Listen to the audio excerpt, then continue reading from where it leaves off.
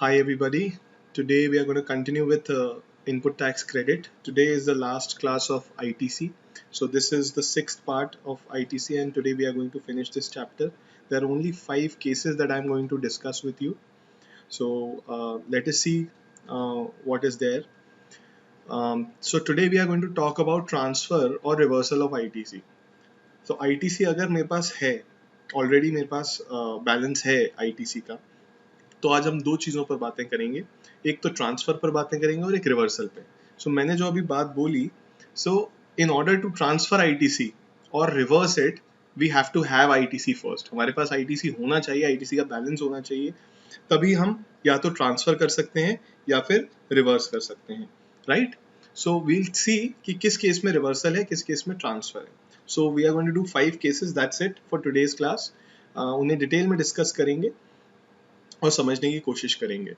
So let's start with case number 1, change in the constitution of the business. Last class में हमने क्या करा था, एक बार थोड़ा रिकैप ले लें। लास्ट क्लास में भूल गए होंगे आप लोग।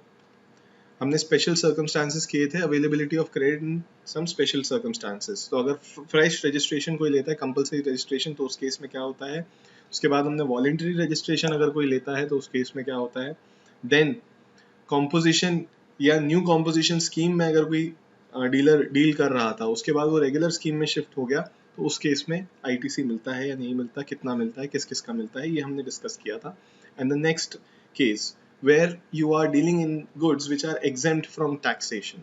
You're dealing in goods which are exempt, goods or services which are exempt from GST, and then they get converted into taxable goods. मतलब एक समय पर उन पर टैक्स नहीं लग रहा था, जीएसटी नहीं लग रहा था, एंड द नेक्स्ट डे उन पर टैक्स अट्रैक्ट हो गया। सो इस केस में we are talking about input tax credit कितना अवेलेबल होगा और कितना अवेलेबल नहीं होगा, राइट? सो ये 4 केसेस हमने किए थे। Now we are going to talk about transfer and reversal of ITC. So let us see the first case, change in the constitution of the business. Change in the constitution of business का मतलब क्या होता है? Basically a business is running, so there are some promoters, owners, directors of the business who are running that business. So उसका constitution change हो गया, तो उस केस में क्या होगा? ITC रिवर्स करेंगे या ट्रांसफर? ऑब्वियस सी बात है, ट्रांसफर करेंगे, because it is still a going concern. वो कह रहे हैं कॉन्स्टिट्यूशन चेंज हुआ है, बिजनेस तो वैसा का वैसा ही है। सो let us see what all cases of transfer or what all cases of change in the constitution are covered in this case, right? Where there is a change in the constitution of business on account of first merger. अगर दो companies का merger हो जाता है तो दोनों companies के पास अपना अपना आईटीसी होगा at any given point of time. हो भी सकता है, ना भी हो सकता है, बट लेट अस सपोज दोनों के पास अपना अपना आईटीसी का बैलेंस है जो वो अभी तक यूटिलाइज नहीं कर पाए। 1 लाख इस कंपनी के पास है, 1 लाख बी कंपनी के पास है। दोनों जब मर्ज हो जाएंगे, ए बी लिमिटेड बन जाएगा, तो उस केस में क्या होगा? क्या वो आईटीसी लैप्स हो जाएगा इनका? नहीं, वो आईटीसी कैरी फॉरवर्ड हो जाएगा। दोनों जब ए बी लिमिटेड बनेगी उसके पास आईटीसी बैलेंस कितना होगा? 1 + 1 2 लाख रुपीज। डीमर्जर, अगर ए बी लिमिटेड वापस से डीमर्ज हो जाती है, ए बी लिमिटेड के पास 4 लाख का आईटीसी अभी है, बैलेंस है। So what is going to happen in this scenario कि A B limited becomes A limited and B limited, it demerges into or splits into A limited and B limited. In this case the ITC will be transferred, ठीक है? जितना भी proportion of business गया होगा उस हिसाब से। Amalgamation हो रहा है, ट्रांसफर ऑफ बिजनेस हो रहा है, तो ये सारे केसेस यहाँ पर कवर हो रहे हैं। This clause also contains the provision of change in the constitution due to death of the owner. अगर किसी बिजनेस के ओनर की डेथ हो जाती है and that business is transferred to his legal heir, may be the son or daughter of that person, तो उस case में क्या होगा? उस केस में भी वो पर्टिकुलर केस यहाँ इस प्रोविजन में कवर हो जाएगा, ठीक है? सो let us see what happens. हमने बात तो कर ली कि कौन कौन से केसेस कवर होंगे इस पे, but let us see what happens to the ITC. The balance amount in the electronic credit ledger. Electronic credit ledger मैंने आपको बताया हुआ है कि जो आपका जीएसटीएन पोर्टल है, ऑनलाइन पोर्टल, उस पर एक लेजर है। तो बेसिकली जिस दिन आप रिटर्न फाइल करते हैं सेक्शन 39 वाला, उसमें आप फिल करते हैं कि मेरा आईटीसी 2 लाख रुपीज है, तो आपके इलेक्ट्रॉनिक क्रेडिट लेजर में आईटीसी आ जाता है। उसे आप कमिंग मंथ्स में यूटिलाइज कर सकते हैं। उसी मंथ में अगर कोई लाइबिलिटी है, उस मंथ में भी यूटिलाइज कर सकते हैं। सो लेटेस्ट से आपने 2 लाख रुपए उसमें अपने क्रेडिट लेजर में आपके आ गए, उस मंथ आपकी टैक्स लाइबिलिटी भी थी, let's say 1,50,000 rupees. So the differential amount of 50,000 rupees will carry forward. वो आपके इलेक्ट्रॉनिक क्रेडिट लेजर में रखा रहेगा. It is just like an online wallet, if I may say so. shall be transferred to the person transferee in form of GST ITC 02 along with the details of sale merger। वो कह रहे हैं कि वो जो electronic credit ledger का balance है वो जो ट्रांसफरी है जैसे फॉर एग्जांपल मर्जर हो रहा है ए एंड बी लिमिटेड का ए बी लिमिटेड में, तो ट्रांसफरी कौन हुआ? ए बी लिमिटेड। डीमर्जर हो रहा है ए बी लिमिटेड का ए एंड बी लिमिटेड में, तो यहाँ ट्रांसफरी कौन हुआ? ए लिमिटेड एंड बी लिमिटेड। तो इनको जो आपका बैलेंस है वो ट्रांसफर हो जाएगा। किस फॉर्म में? आपको कौन सा फॉर्म फिल करना पड़ेगा? Very important, GST ITC 02 form fill करना पड़ेगा along with the details of sale, merger, demerger, lease, transfer of business, right? So अगर आप ट्रांसफर करते हैं अपने बिजनेस को, लेट अस से किसी की डेथ हो जाती है और वो बिजनेस उनका सन या उनके डॉटर कैरी ऑन करती है, उनके लीगल हेयर जो है वो कैरी ऑन करते हैं वो बिजनेस, तो इस केस में क्या होगा? जितना भी ITC फादर के फॉर्म में था वो कैरी फॉरवर्ड होके सन के पास चला जाएगा। ठीक है, चलिए। अच्छा, एक इससे मुझे याद आ रहा है, we have studied this before in schedule 2, right, जहां हमने बात की थी ट्रांसफर ऑफ बिजनेस कंसर्न। वहां पर हमने 2 एक्सेप्शंस करे थे, उसमें से पहला एक्सेप्शन था when the business is transferred as a going concern. उस केस में उसे सेल ऑफ गुड्स नहीं माना जाता था, रिमेंबर? तो सेल ऑफ गुड्स क्यों नहीं मानते थे? देखिए, दोनों ही चीजें कर सकते हैं। या तो आप सेल ऑफ गुड्स मान लीजिए, तो अगला बंदा जो है, जो भी ट्रांसफर है, वो ITC ले लेगा। आप एक बार टैक्स चार्ज करेंगे, वो ITC ले लेगा। अगर वो नहीं करना है तो आप वैसा का वैसा जो ITC है वो उसको ट्रांसफर कर दीजिए। मतलब बेसिकली पूरा का पूरा बिजनेस उसको ट्रांसफर हो जाता है अलॉन्ग विद ITC, क्योंकि गुड्स भी उसके पास चला गया, ITC भी उसके पास चला गया। अब वो जब गुड्स बेचेगा तो जैसे आप बेचते, अब वो बेचेगा वो गुड्स को। ठीक है ना? So it is very simple, is nothing, this the only thing to learn here is the form number, that's it. और केसेस आपको देखने की, इस केसेस में वो वैसा का वैसा ITC ट्रांसफर है, it is very logical and nothing new, no rocket science is there. Second, आपको बोल रहा है कि एक सर्टिफिकेट बाय चार्टर्ड अकाउंटेंट और कॉस्ट मैनेजमेंट अकाउंटेंट आपको लेना पड़ेगा। You have to obtain a certificate कि ये जो इवेंट हुआ है वो जेन्युइन है, तो you have to obtain a certification. ऐसे ही नहीं कुछ भी आपने फर्जी क्रिएट कर दिया। नेक्स्ट वो बोल रहा है the value of assets so transfer shall be in the रैशन as may be agreed in the scheme of transfer. So बोल रहे हैं कि वैल्यू ऑफ एसेट्स क्यों जरूरी है? वैल्यू ऑफ एसेट इसलिए जरूरी है, फॉर एग्जांपल डीमर्जर हो रहा है तो आप किसको कितना ITC देंगे? So that rational would be जो आपका वैल्यू ऑफ एसेट ट्रांसफर हुई है, इसलिए वो बोल रहे हैं कि वैल्यू ऑफ एसेट भी इंपॉर्टेंट है। ये केस यहीं खत्म हो गया, इसमें कुछ नहीं था। बस अगर कोई change of constitution of business होता है by way of merger, demerger, amalgamation, lease, transfer of business including change in the constitution due to death of the owner, तो उस केस में क्या होगा? ITC का पूरा बैलेंस उठ के ट्रांसफरी को चला जाएगा। ITC 02 फॉर्म फिल आपको करना पड़ेगा along with the details of merger, amalgamation, etc, etc. You will have to certify it by a chartered accountant or a cost management accountant, and the value of the asset has to be shown there. ठीक है? That's it. Case number 1 done. Let's move on to case number 2. Case number 2 क्या बोल रहा है? Very interesting, very interesting. हमने ऊपर पढ़ा था if a regular composition dealer or a new composition dealer is converted into regular taxpayer. So उसमें क्या हो रहा था? Sir we have purchased stocks, हमारे पास स्टॉक रखा भी हुआ है, and then we are selling it as a composition dealer. तो अगर एज अ कॉम्पोजिशन डीलर हम सेल कर रहे हैं तो सर उस पर टैक्स तो हम कलेक्ट कर नहीं रहे, राइट? टैक्स कलेक्ट नहीं करना उस पर, वो तो हमें टर्नओवर का एक सर्टेन परसेंटेज 1 या फिर 5% गवर्नमेंट को दे देना, ITC भी नहीं लेना। अभी हम रेगुलर टैक्स पेयर बन जाते हैं, तो हमने ऊपर देखा कि वो क्या बोल रहा है कि जितने भी गुड्स आपके पास हैं, वो इधर वो सेमी फिनिश्ड हैं, फिनिश्ड हैं या रॉ मटेरियल है, उस सब का ITC जो भी स्टॉक में है आपके पास, उसका ITC आपको मिल जाएगा, राइट? फिर उन्होंने बोला कि कैपिटल गुड्स अगर आपके पास हैं तो उसका भी ITC आपको मिल जाएगा, प्रोवाइडेड उसमें कंडीशंस डाल दी उन्होंने, सब्जेक्ट टू कंडीशंस कर दिया कि अगर जितनी लाइफ उसने यूज कर लिया है उसका नहीं मिलेगा, बाकी जितनी लाइफ बची हुई है उसका मिल जाएगा। अब लाइफ कितनी है एसेट की? 5 साल, तो अगर 2.5 साल में उसको यूज कर चुका हूँ as a composition dealer, the remaining 2.5 years of ITC I will get, मतलब आधा ITC खत्म हो गया, आधा ITC और मिल जाएगा मुझे, करेक्ट? यहाँ पे केस रिवर्स करते हैं सर, केस रिवर्स करते हैं। I am registered under GST as a regular tax payer, मैं एक रेगुलर टैक्स पेयर की तरह रजिस्टर्ड हूँ। मैं जो परचेजेस कर रहा हूँ उस पर ITC भी अवेल कर रहा हूँ, मैं जो सेल कर रहा हूँ उस पर GST चार्ज कर रहा हूँ, एवरीथिंग इज गोइंग ऑन। मेरा टर्नओवर धीरे धीरे कम हुआ या हमेशा से उतना ही था, और मुझे किसी ने बताया, I was not aware of the composition scheme, मुझे किसी ने बताया कि there is this scheme also that I can go for, और मेरा उसमें फायदा है, मैंने एवेल्युएट करके लेटेस्ट से देखा। तो इस केस में क्या होगा बॉस, मैं कॉम्पोजिशन के लिए ऑप्ट करूंगा, और मैं कॉम्पोजिशन के लिए ऑप्ट करके मैं रेगुलर से कॉम्पोजिशन में चला गया। अब कुछ प्रॉब्लम हुई आपको? सब प्रॉब्लम तो हुई। क्या प्रॉब्लम हुई, क्या दिक्कत है? रेगुलर में जब तक टैक्स दिया दिया, अब कॉम्पोजिशन में जा रहा हूँ तो टैक्स कॉम्पोजिशन के हिसाब से दूंगा। What is your problem? Sir problem है हमें, और प्रॉब्लम क्या है वो देखते हैं। सर प्रॉब्लम इतनी सी है कि जब तक आप कॉम्पोजिशन में थे और रेगुलर टैक्स पेयर थे, तब तक आप आईटीसी ले रहे थे सारे गुड्स का। मैंने कहा हाँ ले रहा था। तो लेटेस्ट सपोज सर आपने पिछले साल परचेजेस की, कुछ 10 लाख की परचेजेस की उस पर 1 लाख आईटीसी आपने लिया, मैंने कल लिया। क्या वो 10 लाख के पूरे पूरे गुड्स आपने बेच दिए जब आप कन्वर्ट हो रहे हैं कॉम्पोजिशन में? मैंने कहा नहीं, अभी कुछ 2 लाख के गुड्स बचे हुए हैं। 2 लाख पे आईटीसी कितना है? सर 20,000।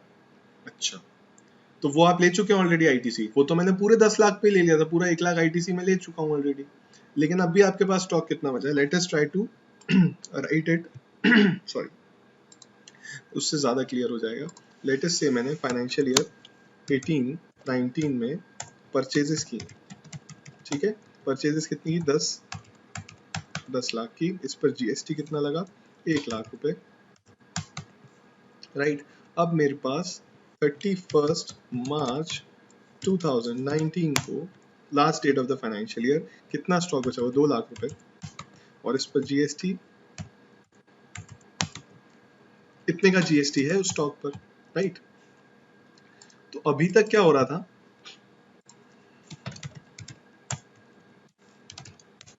अब मैं यहाँ पर ये जो कहानी है, ये जो कहानी है सर, ये as a regular tax payer की है, ये as a regular tax payer की कहानी है। अब क्या हो रहा है सर, अब मैं जा रहा हूँ कॉम्पोजिशन में, मैं ट्रांसफर होकर कॉम्पोजिशन स्कीम में जा रहा हूँ। तो क्या प्रॉब्लम है सर? ये जो कॉम्पोजिशन स्कीम में मैं जाऊंगा 1 अप्रैल, ध्यान से सुनेंगे बहुत, 1 अप्रैल 2019 को, तब मेरे पास 2 लाख के गुड्स होंगे। जी हाँ बिल्कुल होंगे। उस पर सर मैं 20,000 का इनपुट भी ऑलरेडी ले चुका हूँ।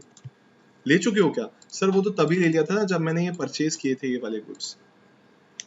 20,000 का इनपुट ले चुका हूँ। अच्छा, अब जब मैं इन 2 लाख के गुड्स को सेल करूंगा, लेटेस्ट से मैं 3 लाख का सेल करता हूँ, क्या मैं इस पे आगे जीएसटी कलेक्ट करूंगा? As a composite dealer, composition dealer, क्या मैं जीएसटी कलेक्ट करूंगा? बताइए।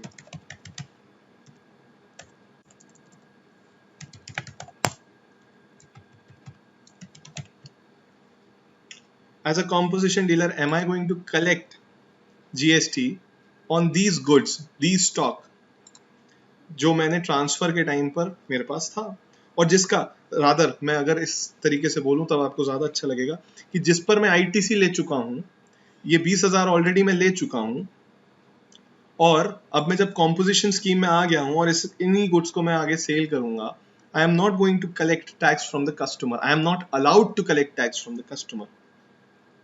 प्रॉब्लम हो गई, आईटीसी मिल गया और आगे टैक्स कलेक्ट करने नहीं दे रहे। क्या लगता है क्या करेगी गवर्नमेंट? सर रिवर्सल कराइए, यहाँ तो रिवर्सल कराइए, देखते हैं क्या लिखा हुआ है। In both the above cases, earlier ITC was allowed to be taken, but on such transformation, ITC will not be allowed. Therefore, ITC availed in the case of following: inputs held in stock, semi-finished goods, finished goods मतलब raw material, semi-finished, finished, इन सब का जो भी stock में होगा, जो भी stock में होगा, जो भी स्टॉक में होगा, उसका जो आईटीसी होगा बॉस, वो रिवर्स हो जाएगा, shall be reverse and paid back to the government, shall be reverse or paid back to the government. Logical है बिल्कुल सर।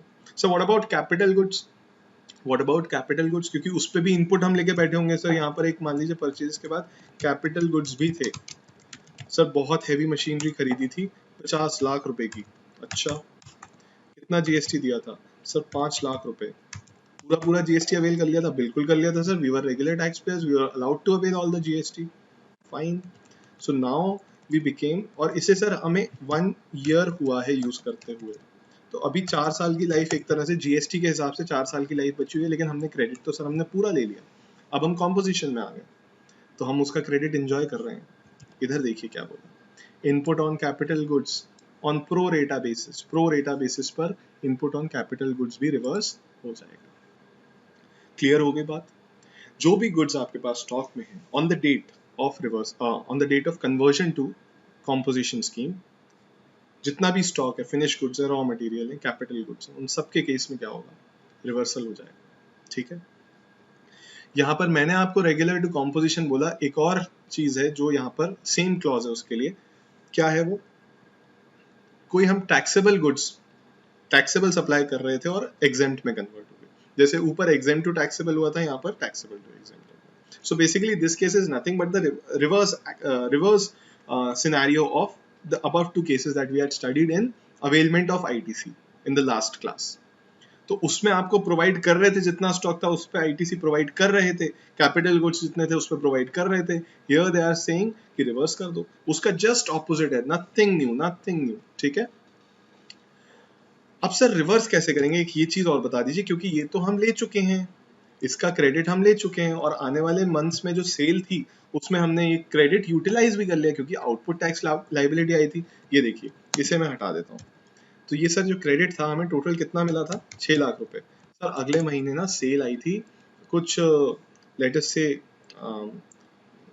कितने की भी सेल थी, उसमें हमारा आउटपुट टैक्स लाइबिलिटी थी 7 लाख रुपए।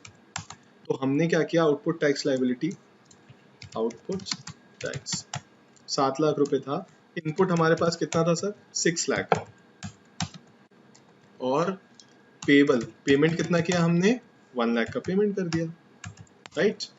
सो वी डिड दिस, राइट, ये हमने ये कर दिया। तो क्या दिक्कत है सर, दिक्कत ये है, now we do not have हमारे इलेक्ट्रॉनिक क्रेडिट लेजर का जो बैलेंस है वो है 0।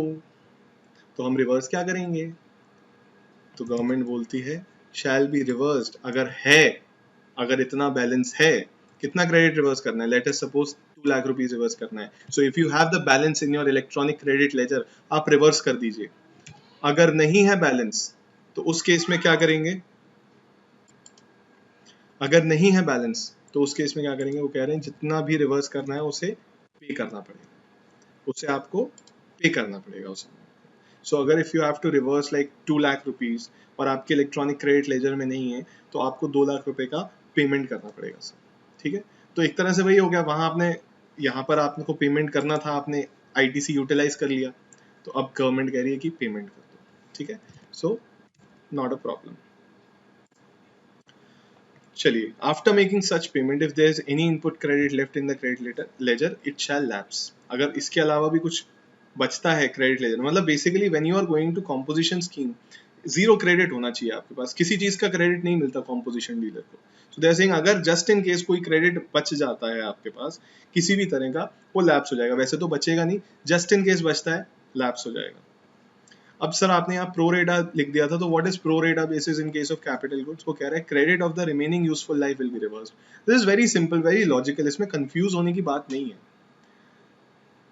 इसमें कंफ्यूज होने की बात नहीं है। दिस इज वेरी सिंपल कि वहां पर आपका जितनी लाइफ बची हुई थी, मैं इसको लिख के एग्जाम्पल लेके कराने के मूड में भी नहीं हूँ, because this is, we should be able to understand this.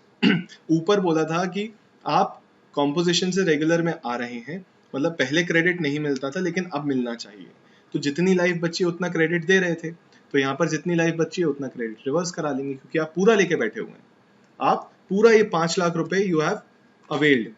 सो मान लीजिए इसकी 4 साल की लाइफ बची हुई है, तो कहेंगे कितना रिवर्स कराएं, 4 लाख रिवर्स करा लेंगे आपसे, 4 लाख रिवर्स करा लेंगे, क्योंकि 1 लाख के तो आप एंटाइटल्ड थे लेने के, क्योंकि 1 साल आपने यूज कर लिया, 4 लाख आपसे रिवर्स करा देंगे।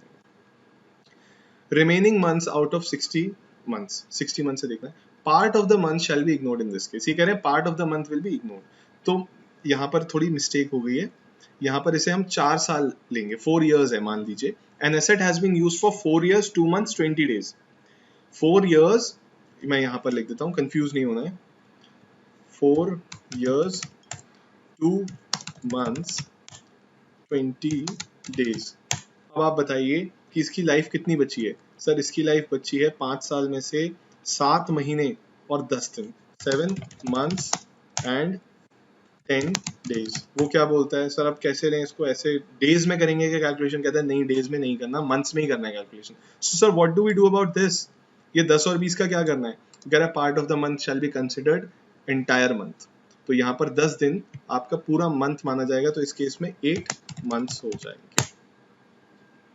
सो credit will be reversed for 8 months. इसे नहीं राउंड ऑफ करना है, ध्यान दें, इसे नहीं राउंड ऑफ करना है। आप क्या निकाल रहे हो, ऐसे याद कर लीजिए आप क्या निकाल रहे हैं, कितना क्रेडिट रिवर्स करना है, कितने मंथ्स का क्रेडिट रिवर्स करना है। So you are finding out how many months credit has to be reverse. तो you are finding out this. जो फाइंड आउट कर रहे हैं, अगर वो पार्ट ऑफ द मंथ आता है, उसे पूरा मंथ बना दीजिए, ठीक है। सो 8 मंथ्स विल बी रिवर्स। यहाँ पर 5 लिखा हुआ है, गलती से इसे 4 कर लेंगे, ठीक है। सर इन केस अगर 5 years 2 months 20 days हम यूज कर चुके हैं किसी कैपिटल गुड्स को, तो फिर उसका क्या होगा? कुछ रिवर्सल नहीं होगा। You have use that particular capital good for its entire useful life according to GST. GST के लिए यूजफुल लाइफ 5 साल है, आपने उसे 5 साल 2 महीने 20 दिन यूज कर लिया सर। अब कुछ क्रेडिट रिवर्स करने की जरूरत नहीं है। आप you have utilized the asset also. आपने क्रेडिट भी पूरा यूटिलाइज किया, वो भी पूरा यूटिलाइज किया। No need to reverse anything, ठीक है सर, समझ आया होगा। Let's go to the next step. Supply of capital goods on which ITC has been taken. ये क्या सिनेरियो आया? कह रहे हैं हमारा बिजनेस कॉम्पोजिशन चेंज नहीं हो रहा, ना तो हम कॉम्पोजिशन से रेगुलर पे आ रहे हैं, ना हम रेगुलर से कॉम्पोजिशन पे जा रहे हैं, ना हम एग्जाम से टैक्सेबल पे जा रहे हैं, ना टैक्सेबल से एग्जाम पे आ रहे हैं। हम क्या कर रहे हैं?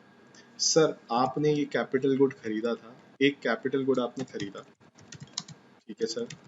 कब खरीदा सर? 1 अप्रैल 2018 को खरीदा, ठीक है। कितने का खरीदा सर? वैल्यू बताइए सर। 10 लाख का खरीदा। जीएसटी कितना लगा सर? 1 लाख लगा, ठीक है। 1 लाख जीएसटी इन 10 लाख उसकी वैल्यू थी, टोटल 11 लाख रुपए मैंने पे कर दिए, ठीक है। अब मैं ये बोल रहा हूँ कि नेक्स्ट ईयर स्टार्टिंग में 1 अप्रैल 2019 में आपने वो जो एसेट था वो सेल कर दिया। ये क्या था? परचेज। अब आपने सेल कर दिया। सर क्या प्रॉब्लम है? What is the problem? Problem ये है दोस्त कि जब आपने ये 1 अप्रैल 2018 में परचेज किया था, आपने जब इसका अगले महीने का रिटर्न, ये अप्रैल मंथ का रिटर्न भरा होगा, मंथली रिटर्न जाते हैं, नेक्स्ट मंथ में जाते हैं रिटर्न। तो जैसे ही आपने अप्रैल का रिटर्न भरा होगा, उसमें आपने आईटीसी क्लेम कर लिया होगा। कितना सर? पूरा ही करोगे, पूरा 1 लाख रुपए आईटीसी क्लेम कर लिया होगा। और अब आप इसे बेच रहे हैं, अब आप इसे बेच रहे हैं, तो उस केस में क्या होगा? वो कह रहा है पूरा आईटीसी लेके बैठे हो और अब इसे बेचने जा रहे हो। तो ये देखिए क्या कह रहा है। In this case, at the time of acquisition of capital asset, entire amount of credit would have been availed by the person. पूरा जो क्रेडिट होगा वो अवेल कर लिया होगा पर्सन ने, यही बोल रहा है वो। जी सर बिल्कुल कर लिया होगा। But now since the capital asset is being transferred in between, अब क्योंकि कैपिटल एसेट बीच में ही ट्रांसफर हो रहा है, मतलब लाइफ खत्म नहीं हुई बेसिकली, बीच में से मतलब है लाइफ खत्म नहीं हुई। 5 साल की लाइफ होती है जीएसटी के अकॉर्डिंग, हमने तो 1 साल बाद ही उसे ट्रांसफर कर दिया। So availment of the entire LTC will not be right. पूरे आईटीसी का अवेलमेंट करना सही नहीं होगा। Logically only the time of usages of the asset shall be allowed and the rest shall be reversed or paid back. वो कितनी logical, कितनी simple बात कर रहा है। वो कह रहा है जितना यूज कर लिया उतना अवेल कर लो, जितना बची हुई लाइफ है उतना रिवर्स कर दो। मतलब एकदम बहुत ही शानदार लॉजिक से बिल्कुल ना हटते हुए, एकदम we are sticking to the logic. बहुत अच्छा प्रोविजन। वो कह रहा है जितना यूज कर लिया उतना ठीक है, उतना अवेल कर लो, जितना बचा हुआ है रिवर्स कर दो। सर लेकिन एक चीज हमें समझ नहीं आ रही, बताइए क्या? सर जब हम बेचेंगे, तो आपने तो बोला है कोई भी चीज अगर बिजनेस एसेट वगैरह बेचते हैं तो विदाउट कंसिडरेशन भी जिस पे आईटीसी अवेल कर लिया होता है उसे क्या मानते हैं सर? उसे तो विदाउट कंसिडरेशन भी सप्लाई मान लेते हैं और उस पर जीएसटी लग जाता है। तो सर पहली बात तो हमने विदाउट कंसिडरेशन उसको बेचा ही नहीं। अच्छा अच्छा अच्छा ठीक है, सॉरी। कितने का बेचा? सर 1 साल हो गया था यूज करे, वो 7 लाख का बेचा। अच्छा इतने का बेचा, तो उस पर सर जीएसटी भी हमने कलेक्ट किया। आपका क्या प्रॉब्लम है? आप ये क्यों पढ़ा रहे हो हमें? 1 मिनट देख लेते हैं, रुक जाओ। आपकी बात भी सही है, मान लिया कि सर जब हमने बेचा तो फ्री में थोड़े ना दे दिया, और फ्री में एक बार को दे भी दिया होता तब आपने पढ़ाया है शेड्यूल 1 में कि business asset transferred disposed of without consideration on which ITC has been availed, उसको सप्लाई मान लेते हैं सर। बात तो सही है। तो सेक्शन 15 में जाके उसकी वैल्यू भी डिटरमाइन कर लेंगे, लेकिन सर उसकी जरूरत नहीं पड़ेगी क्योंकि हमने तो इसे 7 लाख का बेचा और उस पर जीएसटी भी चार्ज किया। ठीक है बॉस, ठीक है। देखते हैं प्रोविजन क्या बोल रहा है। बात तो आपकी सही लग रही है। So therefore the amount of ITC to be paid to the government is as follows. वो कह रहा है गवर्नमेंट को इतना आईटीसी रिवर्स करके पे करना है। Amount of ITC equal to 5% for every quarter from the date of invoice to transfer. मतलब 5% every quarter from the date of invoice to transfer. जब से आपने डेट ऑफ इनवॉइस है और ट्रांसफर किया उस एसेट को, 5% फॉर एवरी क्वार्टर आपको लेना है। और नीचे देखिए क्या बोल रहा है, और GST on transaction value of such capital goods as determined under section 15। तो अगर आपने कोई जीएसटी चार्ज करी हुई है अंडर सेक्शन 15 तो वो वैल्यू विचएवर इज हायर, तो हम इसको कैलकुलेट करते हैं क्योंकि ये तो हमारे पास रखी हुई है। तो बेसिकली वो ये कहना चाह रहा है अगर आपने बहुत ही कम प्राइस पे बेच दिया होगा ना, और ये जीएसटी का अमाउंट जो 70,000 यहाँ आप दिखा रहे हैं ये बहुत ही कम आएगा, तो उन्होंने ये भी साथ में एक लेक्यूना लगा दिया। इसकी वजह से क्या होगा, वो सही प्राइस पे, अगर आप चालाकी करना चाहेंगे तो उन्होंने यहाँ पर ये लेक्यूना लगा दिया। तो ये देखते हैं क्या है। वो कह रहे हैं amount of ITC equal to 5% every quarter from the date of invoice to transfer। वो कह रहे हैं कि डेट ऑफ इनवॉइस से लेके ट्रांसफर तक के जितने भी क्वार्टर हुए उसके 5% फॉर एवरी क्वार्टर ले लिए। कितने क्वार्टर हुए हैं सर? 2018 से लेके 19 तक, एक साल हुआ है, 4 क्वार्टर हुए हैं। 5% of every quarter, 5% is equals to 5% for every quarter. कितने? 4 क्वार्टर हुए हैं, कितना हो गया? 20% हो गया sir. 20% of this ITC, 20% of ITC कितना होगा? क्लॉज 1 क्या बोल रहा है? 20% ऑफ आईटीसी आपका 20,000 रुपये। अब इन दोनों में से क्या हायर है बॉस? इन दोनों में से क्या हायर है?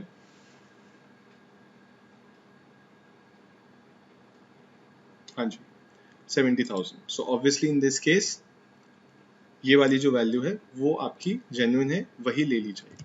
ठीक है, let us move to the next case.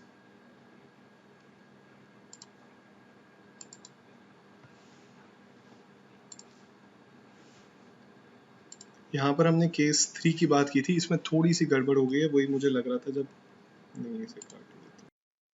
Late us सी हमें कितना आईटीसी रिवर्स करना है, राइट? सो आपने इसमें बोला कि दो ऑप्शंस हैं। Law is saying therefore the amount of ITC to be paid to the department is as follows. So let us see how much ITC we have to reverse or pay back to the department. Amount of ITC, ये यहाँ पर जो line है ये थोड़ी गलत हो गई है, मैं आपको इसका करेक्शन बता देता हूँ। ये ऐसा लिखा हुआ है amount of ITC availed reduced by 5% for every quarter from the date of invoice to transfer।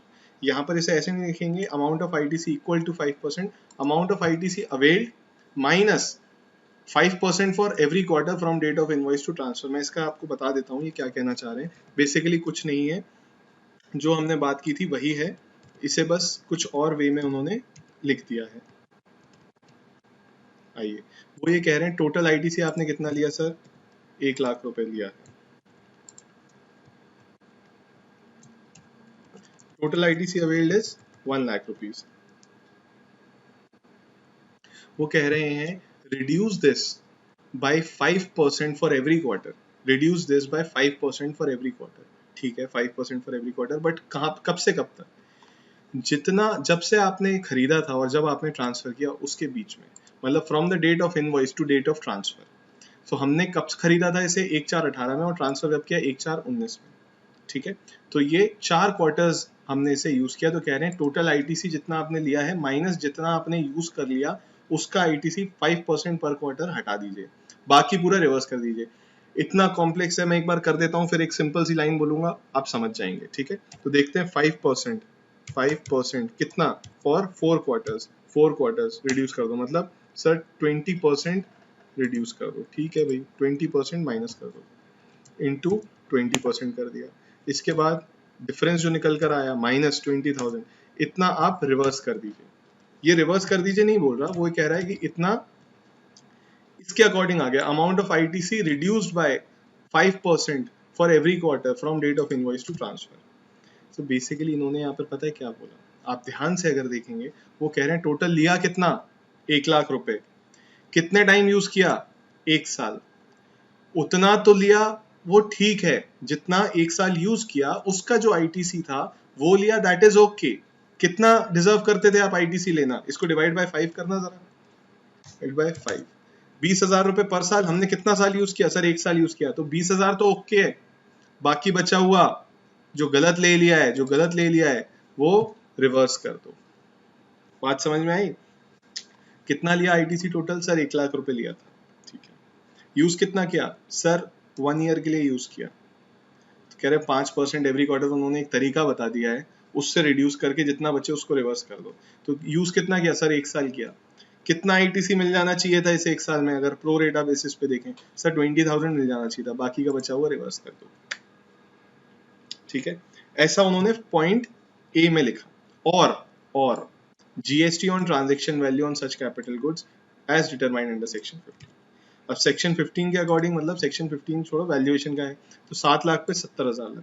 So what are they saying, clause A के हिसाब से 80,000 रुपए, ठीक है, और क्लॉज बी के हिसाब से 2 के हिसाब से 70,000।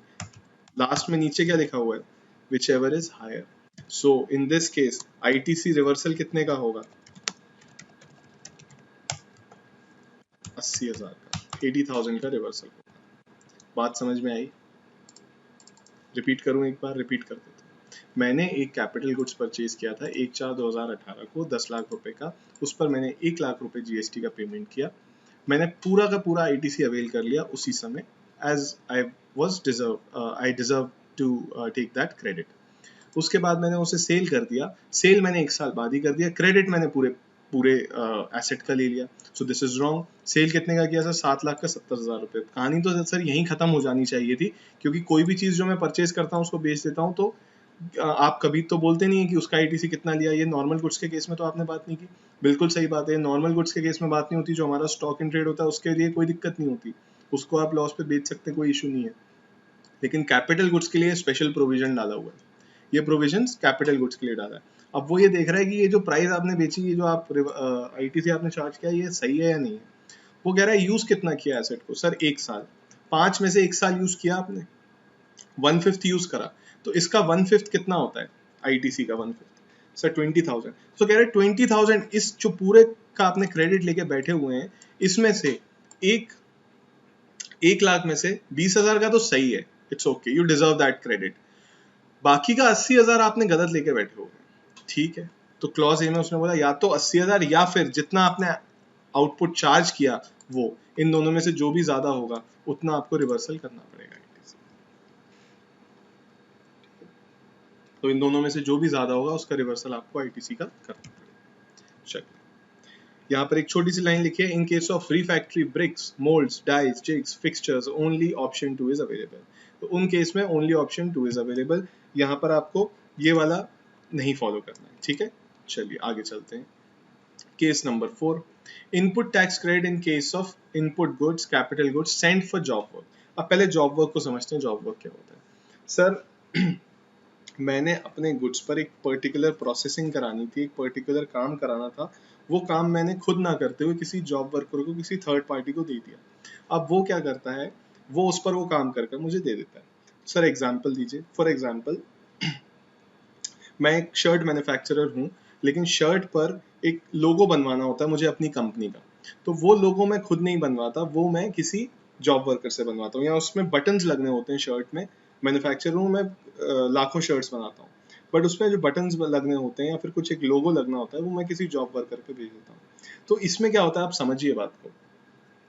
इसमें होता है, सबसे पहली बात तो सर आपको शर्ट्स भेजनी पड़ेंगी जो आप रेडी हो चुकी हैं आपके हिसाब से, और जो भी काम जिस पर, जो इनपुट गुड्स पर आपको काम कराना है, वो आपको जॉब वर्कर के यहाँ भेजना पड़ेगा। और हो सकता है कि वो जॉब वर्कर आपसे बोले कि सर इसके लिए जो मशीनरी है वो बहुत महंगी है, वो मैं नहीं खरीद सकता, तो आप मशीन भी मेरे यहाँ भेज दीजिए। ठीक है, भेज देंगे, अब काम करवाना था तो भेजना पड़ा। तो इनपुट गुड्स तो हम भेजेंगे, क्योंकि जब तक वो नहीं भेजेंगे उसके ऊपर काम कैसे होगा। और साथ में उसने कैपिटल गुड्स भी बोला, तो अगर भेजे तो ठीक है, नहीं भेजे तो ठीक है।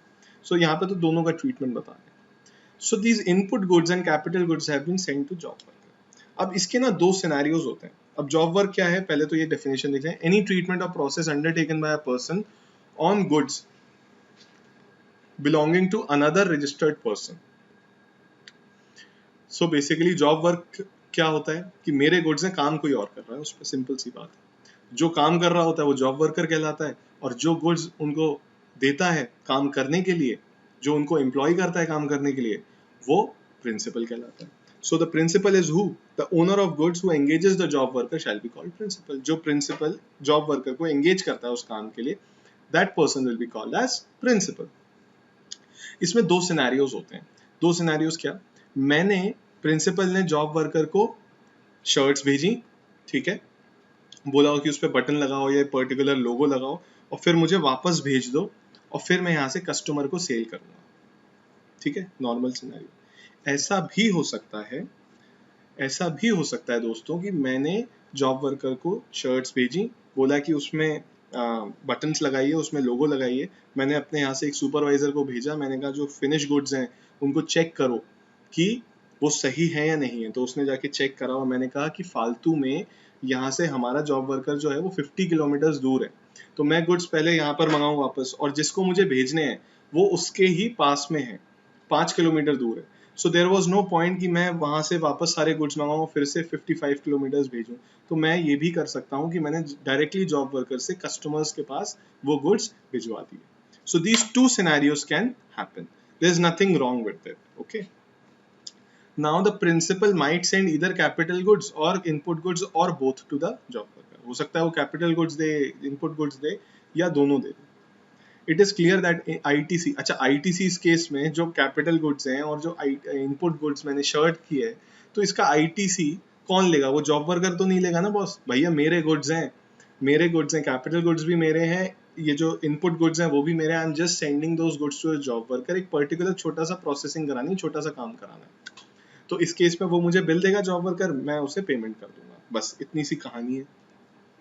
और जो गुड्स हैं, जो इनपुट गुड्स की बात चल रही है, जो कैपिटल गुड्स की बात कर रहे हैं, उस पर आईटीसी कौन अवेल करेगा? वो गुड्स मेरे ही हैं, मैं ही अवेल करूंगा और आगे मैं ही बेच रहा हूँ। इसके यहाँ से जाए या मेरे यहाँ से जाए, बात एक ही है, गुड्स मैं ही बेच रहा हूँ, right? So I am going to avail all the credit on these goods. तो यहाँ पर सर रिवर्सल और उसकी क्या बात आ गई, हमें ये नहीं समझ आ रहा, अभी आएगा समझ, अगले उस पे आ जाओ। However, अगर इनपुट गुड्स एक साल में, या तो भाई साहब वापस मंगा लो, एक साल में तो कोई भी काम हो ही जाता है ना बॉस। अगर आपने आज 1 जनवरी को कोई गुड्स भेजे थे, एक साल में तो वो वापस आ जाएगा ना। ऐसी कौन सी शर्ट है जिसमें बटन नहीं लग पा रहे एक साल से, या ऐसे कौन सी शर्ट है जिसमें लोगो नहीं लग पा रहा, या ऐसा कौन सा काम है जो एक साल में नहीं पूरा हो पा रहा, ठीक है, और ऐसे कौन सा अनोखा काम ले आए। So basically they are saying कि एक साल में उन इनपुट गुड्स को या तो बेच देना, वहीं से आप उसको सेल करवा देना, डायरेक्टली अपने कस्टमर पे पहुंचा देना, और you call back those goods, या फिर गुड्स आपके पास आ जाएंगे वापस काम फिनिश होने के बाद। अगर नहीं आते हैं, अगर नहीं आते हैं तो क्या होगा? कह रहा है सप्लाई मान लेंगे।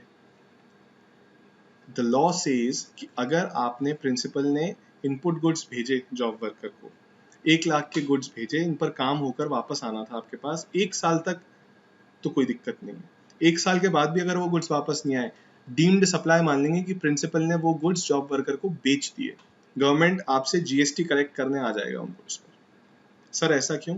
ऐसा इसलिए सर कि 1 साल तक अगर गुड्स वापस नहीं आ रहे हैं तो कुछ ना कुछ गड़बड़ चल रही है। तो फिर आप इस प्रोविजन का गलत इस्तेमाल कर रहे हैं, क्योंकि प्रिंसिपल जब जॉब वर्कर को गुड्स भेजता है तो उस केस में जीएसटी चार्ज नहीं होता, ठीक है। वो जॉब वर्क के लिए जा रहे हैं, वो किसी ट्रीटमेंट के लिए जा रहे हैं। It is not considered as supply.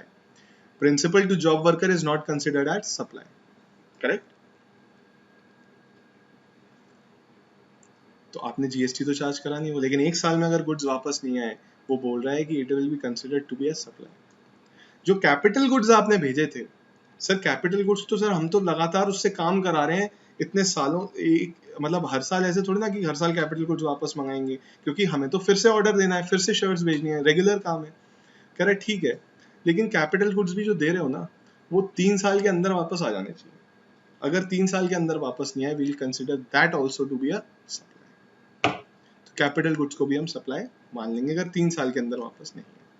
ठीक है, सिंपल सा प्रोविजन है, उसे भी सप्लाई मान लेंगे, बेसिकली जीएसटी चार्ज कर लेंगे आप पे। और जेन्युइन केसेस में बहुत टाइम होता है, 1 साल तक कोई भी गुड्स रखता है तो कोई नहीं रखता, और 3 साल तक कोई अपनी इतनी बड़ी बड़ी हैवी मशीनरी नहीं वहां पर छोड़ता। अदर पॉइंट्स क्या कह रहे हैं, in general receipt of good is mandatory to take ITC but in this case it is not necessary. तो ये आप पढ़ लेंगे इसमें। अगर वैसे तो डिलीवरी ऑफ गुड्स जरूरी होता है, यहाँ डिलीवरी ऑफ गुड्स नहीं हुआ तो भी आईटीसी मिल जाता है। मतलब ये कहना चाह रहे हैं, कई बार क्या होता है जो शर्ट्स हैं, मान लीजिए प्रिंसिपल है, उसने शर्ट खरीदी ए से, प्रिंसिपल ने शर्ट खरीदी ए से और उसे डायरेक्ट जॉब वर्कर के यहाँ भिजवाना है, उसे डायरेक्ट जॉब वर्कर के यहाँ भिजवाना है। तो हमने क्या कहा, ए को बोला कि इस पर तो काम होना है, बटन्स वगैरह लगने हैं, तो इसे आप एक काम कीजिए, मेरे यहाँ भिजवाएंगे, डायरेक्ट जॉब वर्कर के भिजवा दीजिए, डायरेक्ट जॉब वर्कर के भिजवा दीजिए, वो बटन्स और लोगो लगा देगा, फिर मैं अपने यहाँ मंगा लूंगा और फिर कस्टमर को सेल कर दूंगा। सो ये शर्ट किसने खरीदी, प्रिंसिपल, मैंने खरीदी सर। किससे खरीदी, ए से खरीदी सर। किसका गुड्स है, किसके लिए, किसके गुड्स हैं, मेरे गुड्स हैं सर। आईटीसी कौन लेगा सर, मैं लूंगा। लेकिन सर आईटीसी की one of the conditions was actual receipt of the goods. In this case I am not actually receiving the goods right now, वो जॉब वर्कर के पास जा रहे हैं, और ऐसा भी हो सकता है जॉब वर्कर से काम मैं करवाऊं और डायरेक्ट कस्टमर के पास भेज दूं। सो इन दिस केस क्या आईटीसी मुझे मिलेगा, क्योंकि मैं आईटीसी की एक कंडीशन डिफीट कर रहा हूँ, रिसीट ऑफ गुड्स मेरे पास नहीं हो रहे। तो वो कह रहे हैं इस केस में एक्सेप्शन एक और दे दिया आपको, बोला कि ये थर्ड पार्टी वाला केस मान लेंगे और इसमें एक्चुअल रिसीट की जरूरत नहीं है। तो जैसे हमने एक एक्सेप्शन पढ़ा था ऊपर थर्ड पार्टी वाला, so this case will also be covered under that exception, और यहाँ पर प्रिंसिपल को उन गुड्स का क्रेडिट मिल जाएगा। सिर्फ यही बात की है point number 1। If input goods credit are not, input goods are not received back in a period of 1 year, 1 साल में अगर वो वापस नहीं आए, they shall be deemed to be the supply. किस डेट से, 1 साल बाद से, मतलब 1 जनवरी 2018 में मैंने वो गुड्स भेजे थे, 1 जनवरी 2019 तक वो गुड्स वापस नहीं आए, तो सप्लाई तो मानेंगे किस डेट से, 1 जनवरी 2019 से मानेंगे सप्लाई, 1 जनवरी 2018 से सप्लाई मानेंगे, from the date they were sent out to the job worker. ठीक है, तो सप्लाई मानेंगे। अगर आप पे पेनल्टी लगी तो अच्छे से लगेगी। ठीक है, 1 साल पहले जब गुड्स भेजे थे वो कहेंगे तब से ही सप्लाई मान रहे हैं। This period of 1 year and 3 years can be extended by 1 year and 2 years respectively. तो 1 साल तक अगर इनपुट गुड्स भेजे हैं, अगर वाकई में कुछ ऐसा हो गया है, कोई जेन्युइन रीजन है, तो आप जो अथॉरिटी है उनकी अप्रूवल लेके इसे एक्सटेंड भी करा सकते हैं। इतना कोई हार्श वो नहीं है कि 1 साल मतलब 1 साल, थोड़ा एक्सटेंड 10 दिन 20 दिन 50 दिन या और 1 साल, कोई रीजन जेन्युइन होना चाहिए तो वो एक्सटेंड कर सकता है, लेकिन एट मोस्ट कितना, 1 साल और कर देगा। कैपिटल गुड्स के केस में 3 साल लिमिट है, तो कह रहे हैं 2 साल तक और एक्सटेंड कर सकता है, तो ये 3 साल 5 साल हो सकते हैं, उससे ज्यादा नहीं करने देंगे। In case of moulds, jigs, dies and fixtures और tools of for job work, limit of 3 years will not apply.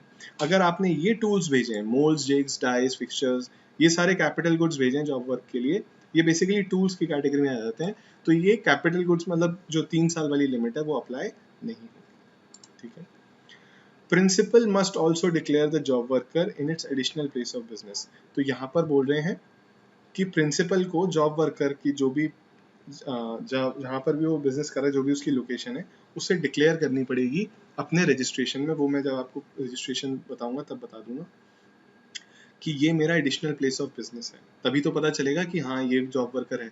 ऐसे नहीं तो किसी को भी गुड्स दे देंगे और हम जब डिपार्टमेंट पूछना है कह देंगे ये तो जॉब वर्कर है। So you have to already inform the department by way of your registration, you have to add additional place of business, दिखाना है that this is my job worker. Okay, तो ये क्लॉज खत्म। Next case, input tax credit in case of input service distributor, ISD. Input service distributor का concept समझते हैं।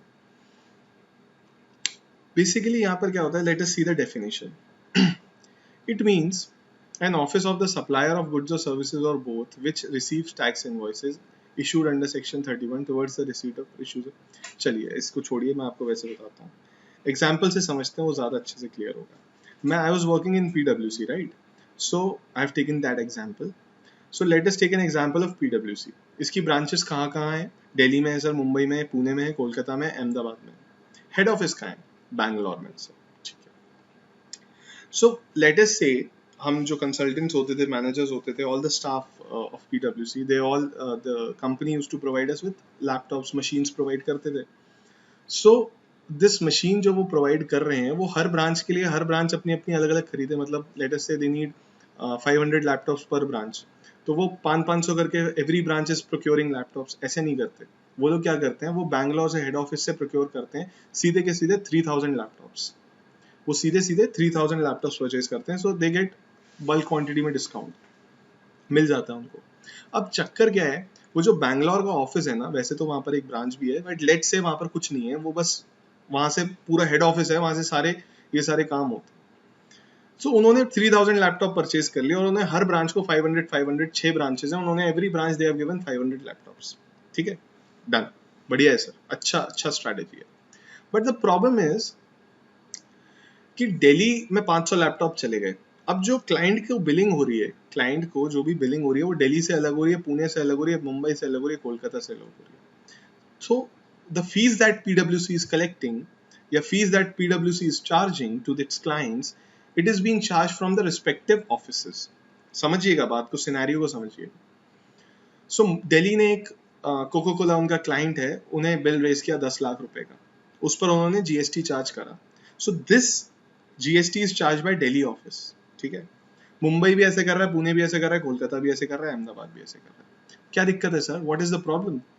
जो offices, respective offices services दे रहे हैं क्लाइंट्स को, अच्छा रजिस्ट्रेशन हर स्टेट में लेना पड़ेगा, वो रजिस्ट्रेशन में हम पढ़ चुके हैं, तो क्या प्रॉब्लम है, लेट देम डू इट।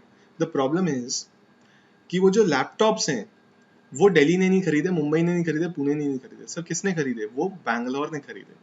और वो जो लैपटॉप्स खरीदे बैंगलोर में, उसका आईटीसी बैंगलोर ने लिया। क्यों? क्योंकि डेटा सॉल्यूशन जिससे भी उन्होंने वो लैपटॉप खरीदे, उसने पीडब्ल्यूसी बैंगलोर का जीएसटी नंबर उस पर डाला था। सो पूरा का पूरा आईटीसी किसके पास चला गया? बैंगलोर के पास, क्रेडिट बैंगलोर के पास। अब दिक्कत समझिए, what is the problem in this scenario? The entire credit is with Bangalore branch, the entire tax liability is being generated from Delhi, Mumbai, Pune. तो क्या होगा, हर बार हर महीने दिल्ली को पेमेंट करना है जीएसटी का, पुणे को पेमेंट करना है, कोलकाता को पेमेंट करना है, और बैंगलोर के पास बहुत सारा आईटीसी पड़ा हुआ है। समझ रहे हो आप प्रॉब्लम क्या आ रही है? सो अब ये कॉन्सेप्ट आता है इनपुट सर्विस डिस्ट्रीब्यूटर का। Bangalore office will get registered under GST as input service distributor. अब ये क्या है सर? ये है कि बैंगलोर उन 3000 लैपटॉप का इनपुट लेगा और बैंगलोर फिर कुछ एक डॉक्यूमेंट इशू करेगा पुणे को, बैंगलोर को, सॉरी पुणे को, मुंबई को, दिल्ली को और कोलकाता को कि this 500 laptops I am providing you, तो उसका आपको इतना इतना आईटीसी भी प्रोवाइड कर रहे हैं। मुंबई को बोलेगा I am providing you 400 laptops, तो उसका आईटीसी आप रखो। पुणे को बोलेगा I am providing you 700 laptops, तो उसका आईटीसी आप रखो। तो आप अपनी आउटपुट टैक्स लायबिलिटी को इसके लैपटॉप के क्रेडिट के साथ एडजस्ट कर लेना। So this is just one example that I am giving you, but वहां पर सारा procurement ऐसे ही होता है। So this is the concept of input service distributor, when there is one person who is collecting all the bills, who is making all the payments from the head office or one branch, but उसके जो output tax liability के लिए बहुत सारे offices और हैं जहां से वो एक्चुअली सर्विस प्रोवाइड करते हैं। तो इनपुट एक जगह कॉन्सेंट्रेट हो गया, आउटपुट बहुत सारी जगह हो गया। सो जो इनपुट कॉन्सेंट्रेट हो रहा है एक जगह पर, उसे लिबर्टी दे दी गई कि आप इन जो आउटपुट चार्ज कर रहे हैं उनको आप डिस्ट्रीब्यूट कर सकते हैं जो आईटीसी आपने लिया। अल्टीमेटली देखिए यहाँ पर कुछ प्लानिंग वगैरह का कुछ स्कोप नहीं है, this is just a normal business practice that happens. So यहाँ पर उन्होंने बोला कि आप जेन्युइन हो, हमें पता है ये 500 लैपटॉप आपने मुंबई दिल्ली को दिए, so you are going to pass on this benefit of ITC to Delhi branch, so do it. So this is ITC. ठीक है, input tax credit in case of input service distributor, ISD. ठीक है, तो ये example आप एक बार देख लीजिएगा, how to distribute. So there is no, this is not a case of reversal, this is a case of transfer. ठीक है, ये रिवर्सल का केस नहीं है, इसमें कोई रिवर्सल नहीं होता, ट्रांसफर होता है। ISD shall issue the credit by way of issuing a document. एक डॉक्यूमेंट इशू करना है उसे, नॉर्मल अपना जो डॉक्यूमेंट होगा कि I am providing you this credit. The amount of credit distributed shall not exceed the amount of credit available. मतलब 1 लाख का क्रेडिट मिला और 2 लाख का क्रेडिट बांट रहे हैं, ये नहीं हो सकता, ये पॉसिबिलिटी नहीं है, यहाँ पर दिया हुआ है। ठीक है, the credit shall be distributed only to the branch it is attributable. भैया वो जहां पर लैपटॉप आपने दिल्ली को, अगर if you have not send any laptops to Delhi, उसे क्रेडिट भी मत पास ऑन करो। और जितना दिल्ली में जितना एट्रीब्यूटेबल है दिल्ली ब्रांच के लिए, उतना ही क्रेडिट पास ऑन करना अननेसेसरी, ऐसा नहीं कि पूरा का पूरा इस किसी महीने दिल्ली का आउटपुट ज्यादा था तो सबका क्रेडिट उठा के दिल्ली को दे दिया. Do not do that. Problem में फंस जाएंगे, पेनल्टी लग जाएगी.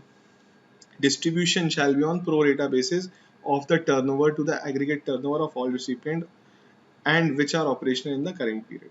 So यहाँ पर डिस्ट्रीब्यूशन के लिए और बता दिया उन्होंने कि प्रो रेटा बेसिस पे करो, टर्नओवर टू एग्रीगेट टर्नओवर इस टाइप से करो. The above clauses are for input services only, not for capital.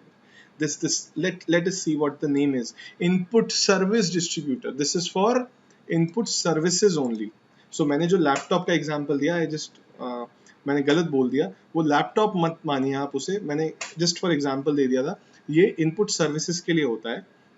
तो अगर लेटर सपोज उन्होंने कोई सॉफ्टवेयर परचेज किया और वो सॉफ्टवेयर सारे ब्रांचेस यूज कर रहे हैं, उन्होंने एक अकाउंटिंग सॉफ्टवेयर परचेज किया, लाइसेंस ले लिया उन्होंने मल्टी ब्रांच के लिए, तो उन्होंने 10 लाख का पेमेंट कर दिया बैंगलोर में. Now this software is being used by all the branches.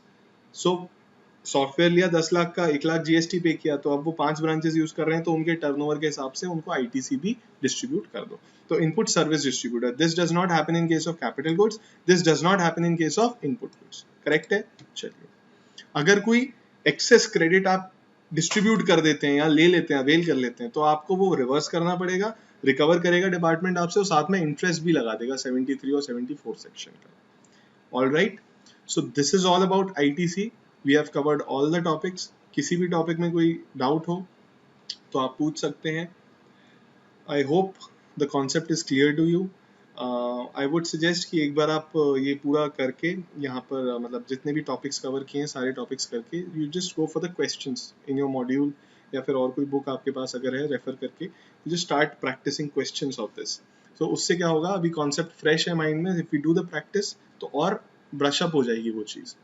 चलिए, अब नेक्स्ट क्लास से हम लोग, नेक्स्ट लेक्चर्स हमारे प्रोसीजरल कंप्लायंसेस के होंगे, फॉर्म्स एंड ये सब चीज़ें आएंगी. सो next we'll take up that in our next section. Chaliye, thank you so much. Enjoy.